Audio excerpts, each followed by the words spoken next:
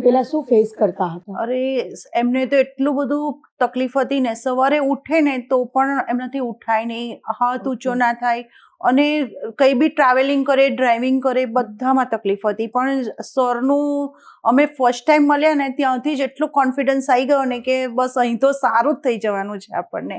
મને તમે કંઈક વસ્તુ લિફ્ટિંગ કરીને પહેલા કેવી રીતના કરતા હતા, મને એવો કોઈ કંઈક વિડીયો જોઈએ છે તમારો, આપશો? હું બતાવી દઉં અત્યારે તમને. હા, તો સ્નેહલભાઈ એમના ઘરમાંથી શોધીને લાવ્યા છે આ ખરલ દસ્તો. એમને છે ને પેલા મોબાઈલ બી ઉપાડી નહોતા શકતા, એમને મોબાઈલ લેવો હોય ને તો બી પેઇન થતું હતું.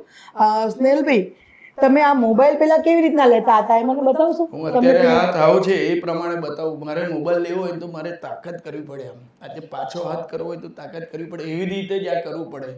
એની જગ્યાએ હું આ વસ્તુ છે બહુ શાંતિથી બતાવો તો મને જરા. વજન છે? ઉપાડી શકશો? હા, ઉપાડી દઈશ.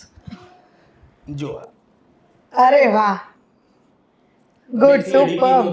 ત્યારે મારે અત્યારે હાથમાં કેવું છે, જો આ તકલીફ પડે છે. ઓકે. અને હવે આપ આ હાથથી એકદમ જો આમ ગોળ બી ફેરવી શકો ને. બસ નહીં નથી થતું. ઓકે. આનાથી વધારે નહીં જાય. ઉપર બી આ રીતે જ.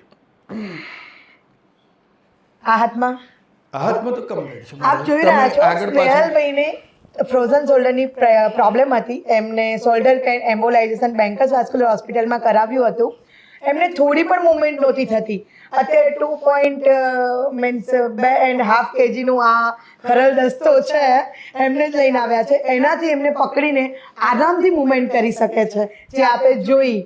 તો સ્નેહલભાઈ, કેવું ફીલ કરો છો તમે? અરે બહુ સરસ છે. હું તો ડોક્ટર સાહેબનો અને આપનો ધન્યવાદ માનું છું. Thank you. તે અમને સારી ટ્રીટમેન્ટ આપી. ખૂબ ખૂબ આભાર આપનો.